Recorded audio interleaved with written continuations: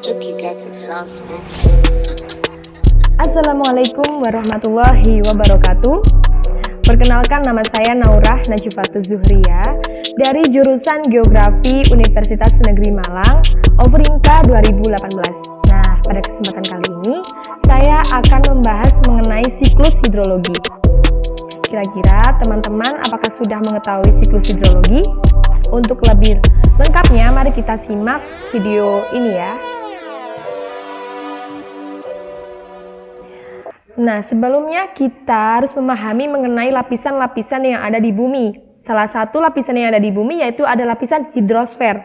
Nah, lapisan hidrosfer ini meliputi bentuk-bentuk perairan seperti danau, sungai, laut, salju atau gletser, tanah, dan uap air yang ada di atmosfer. Pada hidrosfer terjadilah siklus hidrologi.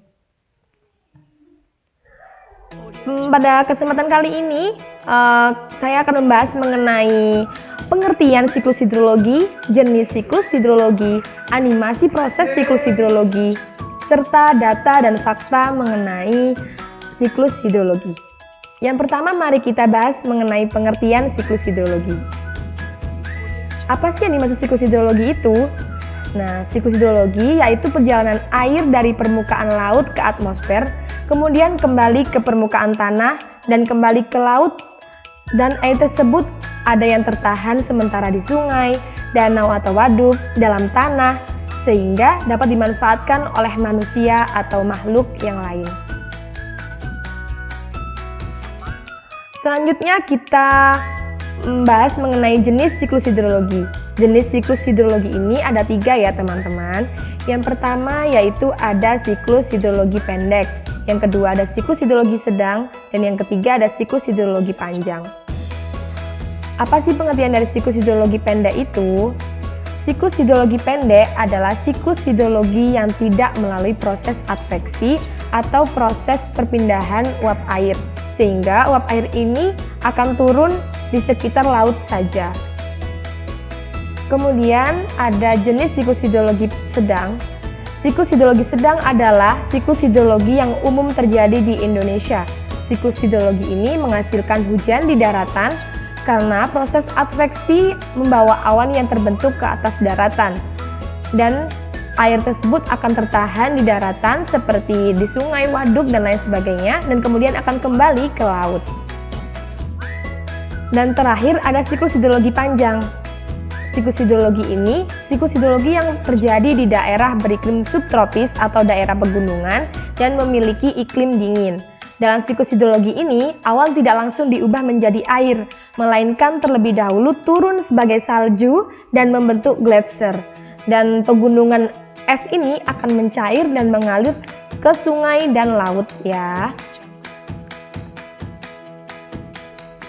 Dan selanjutnya kita bahas mengenai animasi proses siklus hidrologi agar kita lebih jelas melihat gambar, melihat proses dari siklus hidrologi tersebut. Nah, yang pertama kita lihat dari animasi siklus hidrologi pendek. Siklus hidrologi pendek ini terjadi karena adanya penguapan atau evaporasi, dan evaporasi ini, uap air ini terbawa oleh awan. Tapi awan yang jatuh terjadi hujan ini kembali ke laut saja. Proses hidrologi pendek ini terjadi hanya di laut. Selanjutnya ada animasi siklus hidrologi sedang. Nah, uap air yang menguap ini atau disebut evaporasi, kemudian akan menjadi awan, dan awan tersebut terbawa ke daratan karena proses adveksi tersebut. Dan awannya akan mencair, berubah menjadi hujan, dan air hujan akan turun di permukaan tanah, kemudian mengalami run off menuju sungai dan mengalir kembali ke laut. Nah, ini airnya akan mengalir kembali ke laut. Sedangkan yang terakhir ada siklus hidrologi panjang, yaitu di mana sinar matahari menyebabkan penguapan air, dan uap air tersebut melalui proses sublimasi, dan proses sublimasi inilah yang menyebabkan uap air berubah menjadi awan yang mengandung kristal-kristal es. Kemudian awan akan bergerak terbawa angin menuju ke daratan, dan awan akan mengalami presipitasi atau turunnya hujan dalam bentuk salju. Dan salju yang menumpuk ini akan membentuk gletser atau pegunungan es ini, dan gletser inilah yang akan mencair, kemudian akan mengalami runoff dan mengalir ke permukaan tanah dan menuju sungai. Air yang mengalir ke sungai akan diteruskan menuju laut. Nah, setelah menyimak dari ketiga animasi siklus hidrologi ini, kalian tentunya paham mengenai perbedaan dari siklus hidrologi ini.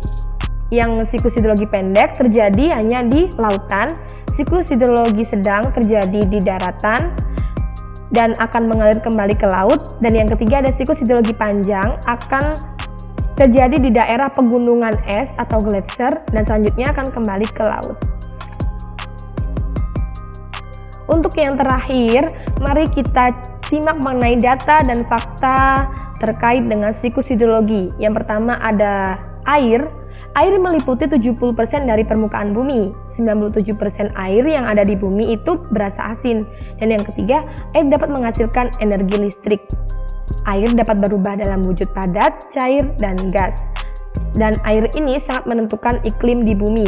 Kenapa demikian? Karena jika air berkurang, tentunya akan iklim di bumi mengalami pemanasan global. Selanjutnya ada data dan fakta mengenai salju. Salju ini sekitar 12% permukaan bumi tertutup es dan salju. Bentuk kepingan salju selalu berbeda dengan kepingan yang lain. Butiran es paling besar yang pernah jatuh ke bumi sebesar 6 meter dan terjadi di Skotlandia. Yang terakhir, kita lihat data dan fakta mengenai hujan. Rata-rata kecepatan jatuhnya air hujan hanya 8-10 km per jam. Ketinggian minimum awan hujan adalah 1.200 meter. Satu tetes air hujan yang jatuh dari ketinggian tersebut sama dengan seberat 1 kg yang jatuh dari ketinggian 15 cm. Nah, itulah semua mengenai penjelasan siklus hidrologi. Semoga dapat bermanfaat bagi kita semua. Dan sekian, terima kasih. Wassalamualaikum warahmatullahi wabarakatuh.